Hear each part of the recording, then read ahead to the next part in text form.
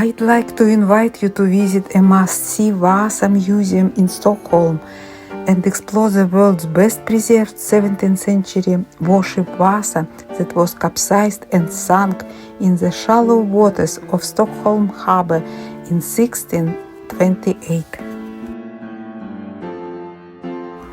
This is an incredible story about a 300-year-old 64-gun warship Vasa, how it was built and how it went down.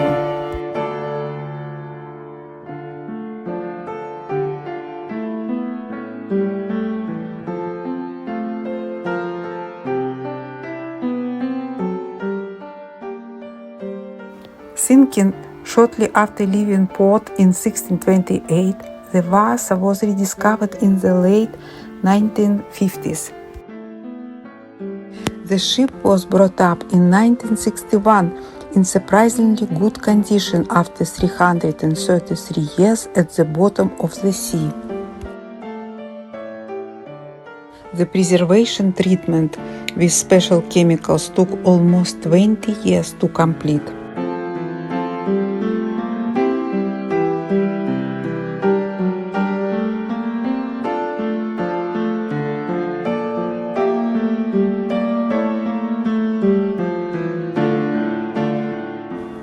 The ship was built on the orders of the King of Sweden, Gustavus Adolphus, as the part of the military expansion he initiated in a war with Poland-Lithuania.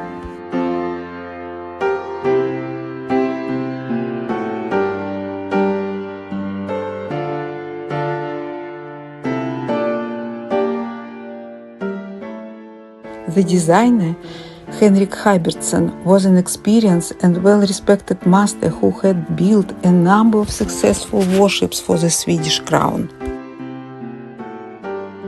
But Vasa was something new for him in its size, and he had no way to calculate a proposed ship's performance in advance.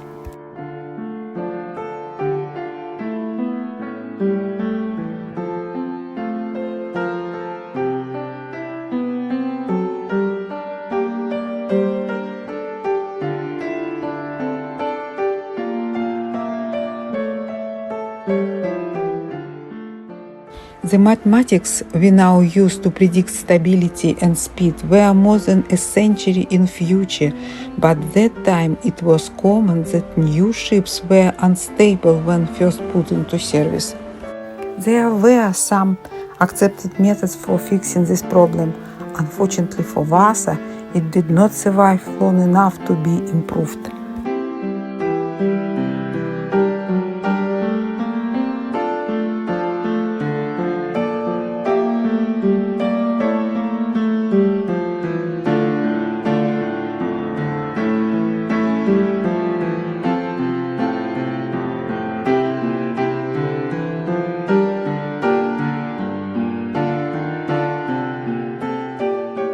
More than 98% of the ship is original, and it is decorated with 700 of caved sculptures.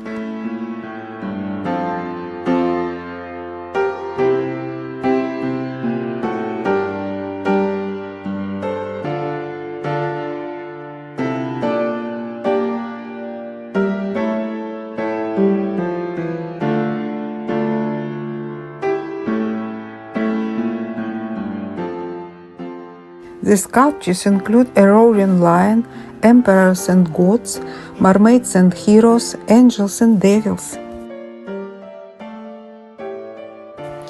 The king's intention was that the sculptures would send out to the world an image of Sweden as a strong, powerful nation.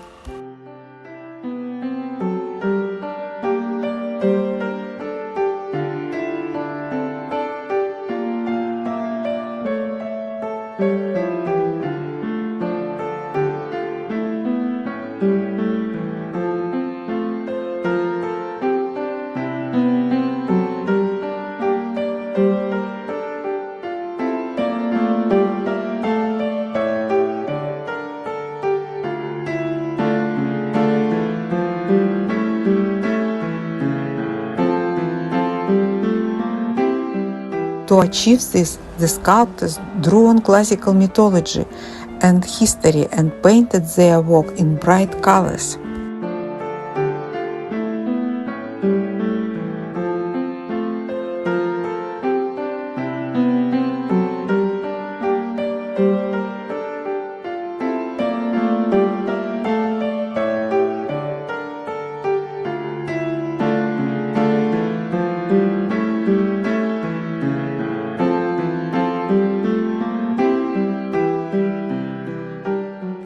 There are some other interesting facts about the ship Vasa.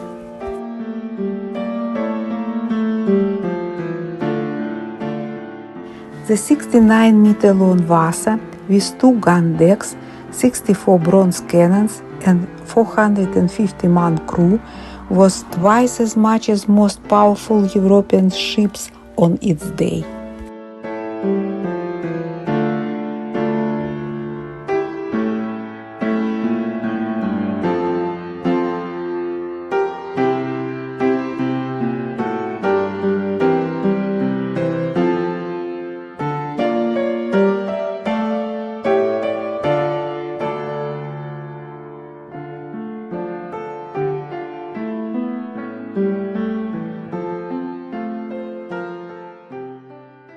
All but 30 of the crew and guests survived when Vasa sank.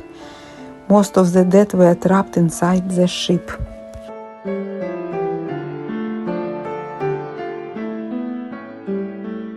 There was anger among those who had built the ship. It was difficult for them to understand how could such a thing have happened.